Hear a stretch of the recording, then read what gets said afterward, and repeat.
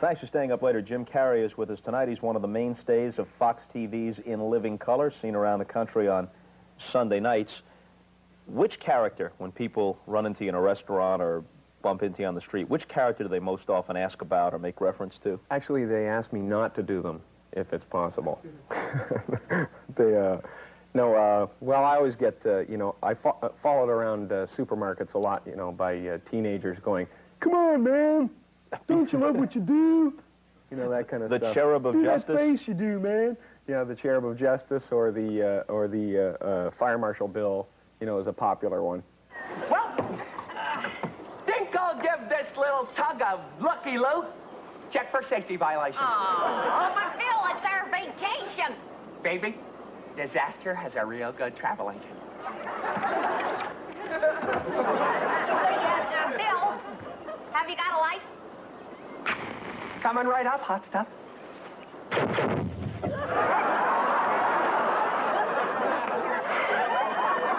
another shrimp on the Barbie, baby. They just told me to do a dead guy one day, and I went like that, and it became Fire Marshal Bill. It was actually, it started out as the Make-A-Death-Wish Foundation. Right. And it was a posthumous wish to go to an amusement park. And I was going to be the kid on all the rides, like, just kind of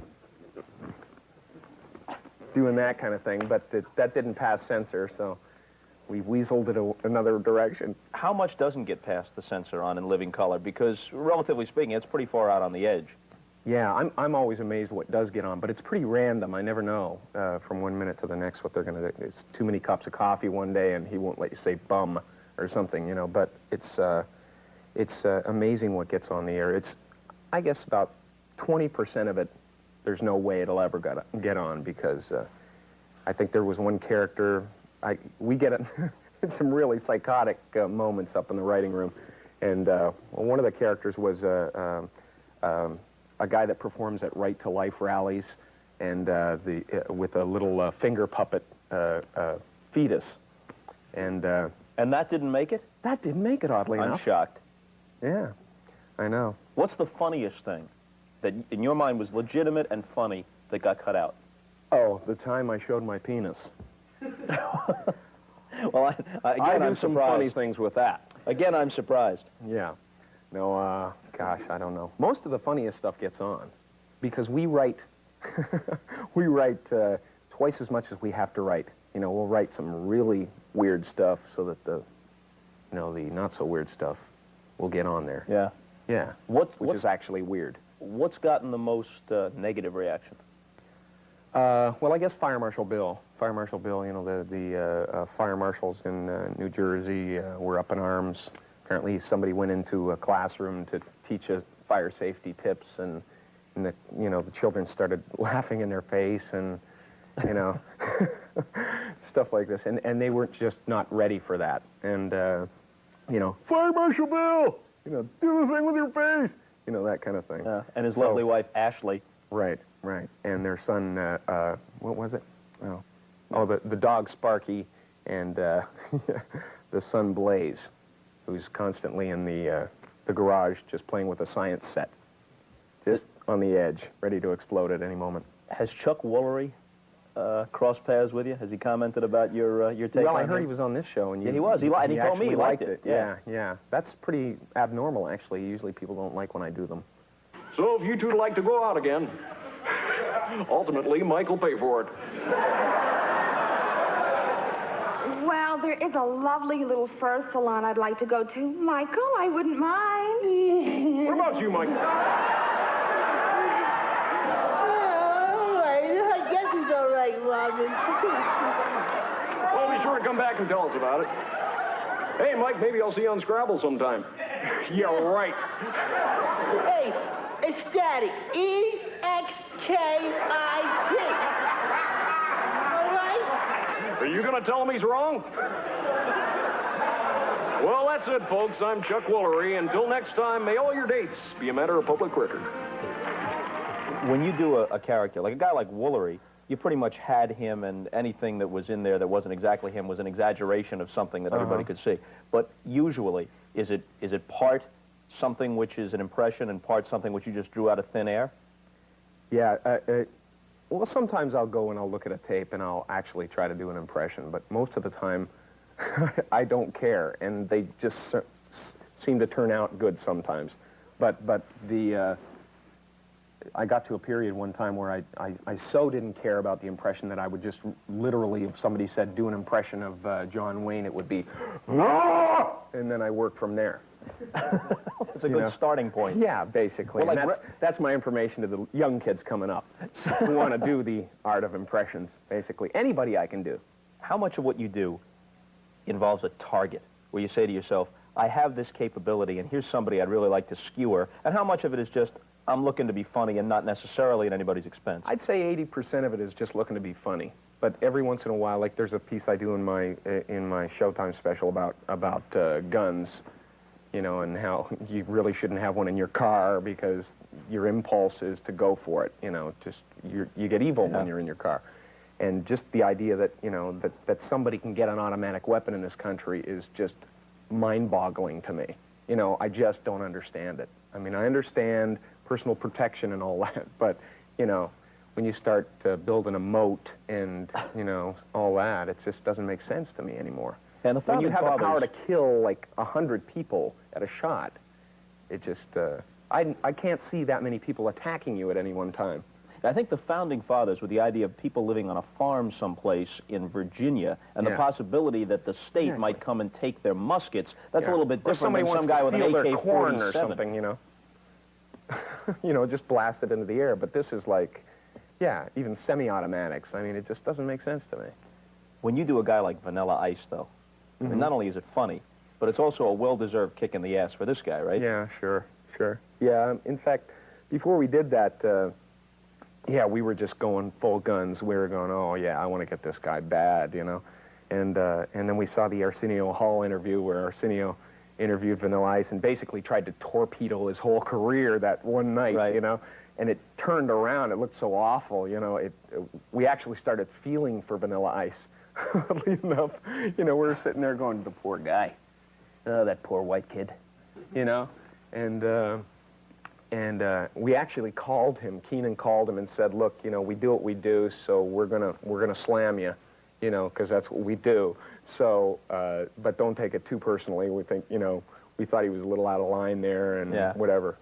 What's your real name? Robert Van Winkle. Why did you change? Nothing rhymes with Winkle. Oh, yeah. I'm white, and I'm capitalizing on a trend that's currently rising. Mix it with Curly and Larry and Moe.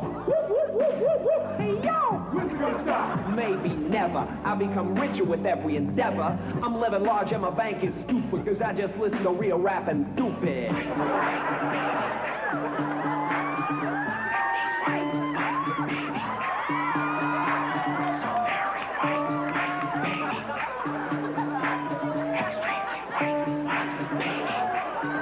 He's taken a lot of shots.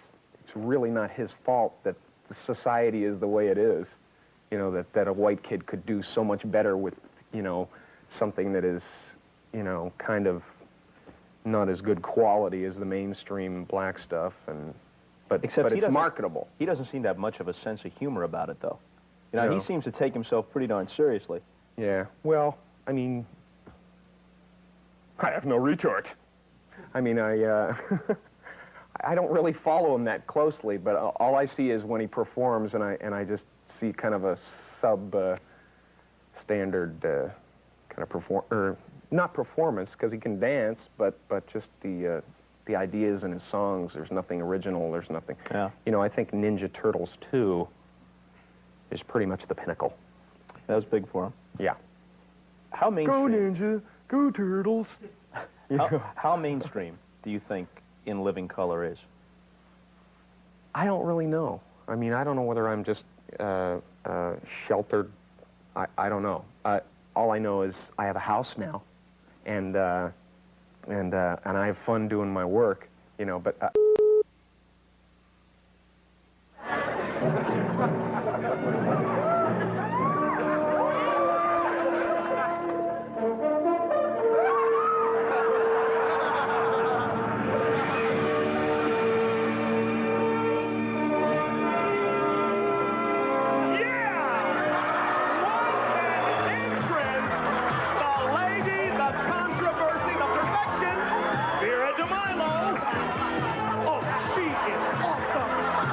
Thanks for staying up later. Jim Carrey is with us tonight. He's one of the mainstays of Fox TV's In Living Color, seen around the country on Sunday nights. Which character, when people run into you in a restaurant or bump into you on the street, which character do they most often ask about or make reference to? actually, they ask me not to do them, if it's possible. Well, I always get, you know, I followed around supermarkets a lot, you know, by teenagers going, "Come on, man, don't you love what you do?" You know, that kind of stuff. The Cherub of Justice? That face you do, man. Yeah, the Cherub of Justice or the Fire Marshal Bill, you know, is a popular one. Well, think I'll give this little tug a looky-loo. Check for safety violation. Oh, but Phil, it's our vacation. Baby, disaster has a real good travel agent. Bill, have you got a life? Coming right up, hot stuff. Put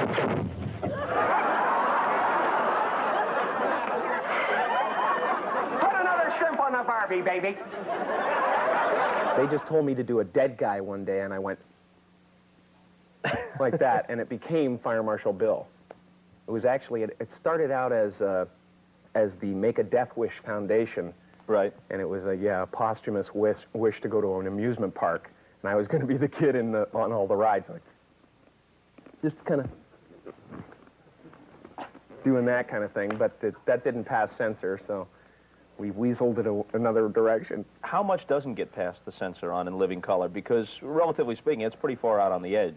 Yeah, I'm always amazed what does get on, but it's pretty random. I never know from one minute to the next what they're going to do. It's too many cups of coffee one day, and he won't let you say bum or something, you know. But it's amazing what gets on the air. It's, I guess, about 20% of it, there's no way it'll ever get on, because I think there was one character, we get in some really psychotic moments up in the writing room, and one of the characters was a guy that performs at Right to Life rallies, and with a little finger puppet fetus, and that didn't make it? That didn't make it, oddly enough. I'm shocked. Yeah, I know. What's the funniest thing that, in your mind, was legitimate and funny that got cut out? Oh, the time I showed my penis.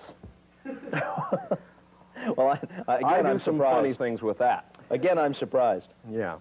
No, gosh, I don't know. Most of the funniest stuff gets on, because we write, we write twice as much as we have to write. You know, we'll write some really weird stuff so that the not so weird stuff will get on there. Yeah.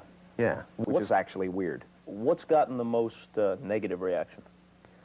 Well, I guess Some of us have that little voice inside our head that says, turning the car into oncoming traffic is counterproductive. What was your early stand-up career like? Were you good at it right off the bat, or? First time I went down, my father took me to Yuck Yuck's Comedy Club in Toronto, and it was 2 lanes of a bowling alley, and they had an elaborate sound system set up where they could shift the lights, and they'd start playing little snippets of Jesus Christ Superstar, and then crucify him, crucify him, crucify him, like that kind of stuff. It's a good prelude to comedy. Oh, yeah. Yeah, it gets you ready. Gets you ready. And I went up there with a polyester suit on and started doing tributes to people, you know, and I soon found, you know, felt the sting, the comedy scorpion sting, and I didn't go back for 2 years. That was when I was 15. I was working in factories and stuff, and I went back 2 years later. I got my guts up again and went back, and it was a whole different story. That seems to be the way it happens for me, constantly. I blow it the first time and then I come back strong, you know. It's always been that way for me. What do you like if you bomb? Let's say it's a bad set on a given night and it just doesn't work and the audience isn't reacting. What do you like? If I bomb like nobody bombs on earth. I take it out. I mean, I've had nights at the Comedy Store where I just you know, had the wrong attitude going in, and you know, the audience picks up on it right away, and then it gets to the point where it's you know, I'm saying, you don't understand, this means nothing to me. I'm not going to leave here until everyone in the room is emotionally crippled by this experience, you know, and that kind of thing. And I've crawled into the piano a couple of nights and stayed there for everyone else's act. Or I remember one night staying on for 45 minutes and then getting off to applause and standing O's, just get off! Just because I was just in one of my creative moods where, you know, I'll just throw my act out and get up there and go, yeah! You know, and just try to come up with some weirdness. And have you ever had somebody confront you?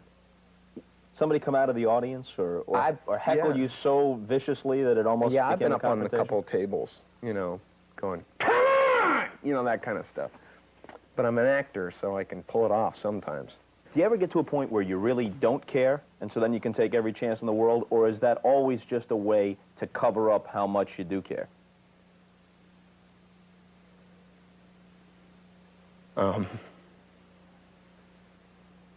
I can see I've struck a nerve. This deeply penetrating question. Yeah. No, no, some nights I really don't care.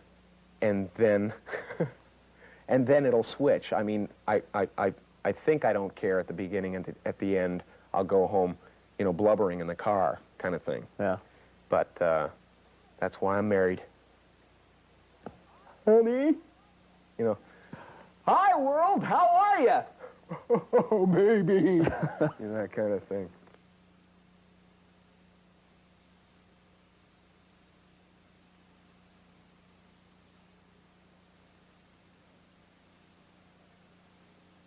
You were on a TV show that I think was an MTM production, right? The Duck Factory? Yes. Now, I have to admit, I had to bring it up, didn't you? I only vaguely remember this, Boy, you this really Duck do your Factory. research. I only vaguely remember it. But it apparently had a good time slot. It was a good time slot. Everything was right. The planets were in line. Didn't happen.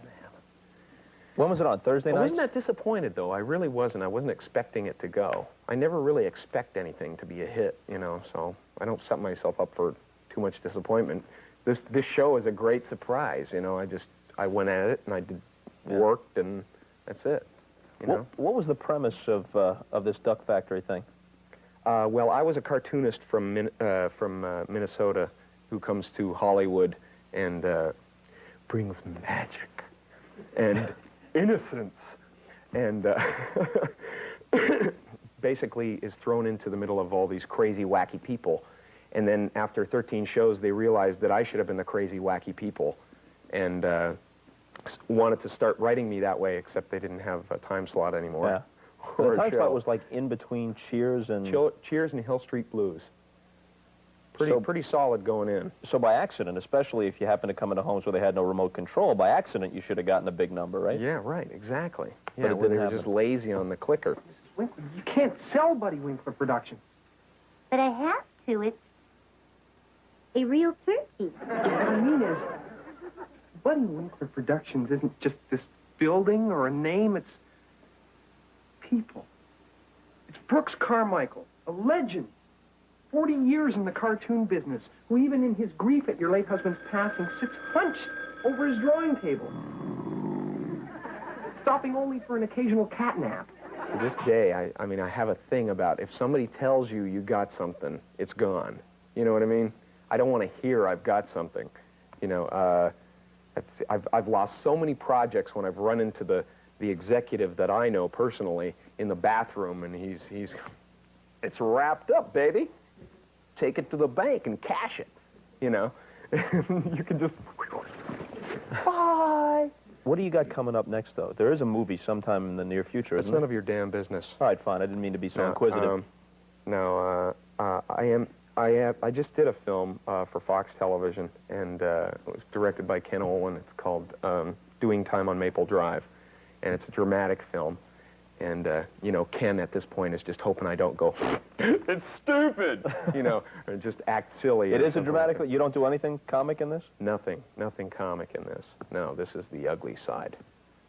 What kind of character are you? I'm actually, it's a really, I learned a big respect for dramatic acting, for the art of it, because it really is tapping into something you don't want to sit with too long, you know what I mean? I mean, I'd go home some nights just kind of, just devastated because I had to be the miserable guy all day, you know, the vulnerable guy all day, and it was interesting. It was eye-opening for me.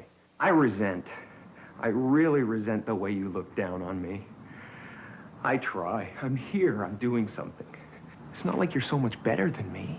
It's not like you're perfect, you know.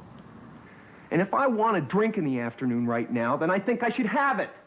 I don't have to explain it to you. I'm through explaining things to you.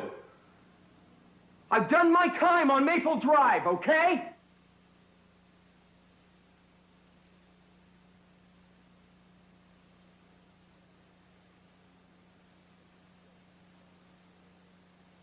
So just how unnatural is your unnatural act on Showtime? Gosh. Wow. I want to throw myself out that window, but I'm not going to do it. No, go ahead. You can exit that way. No one has. It'll be a first. Jump right over the desk and just get out of here. Okay. Damn it. I'm going. I'm out of here. He's been badly hurt. There's a screen! There's a screen! Just break through it. I can't! What do you mean you can't? Look! Let's just end on this. Look! Shot of my butt. Now get out! See you later.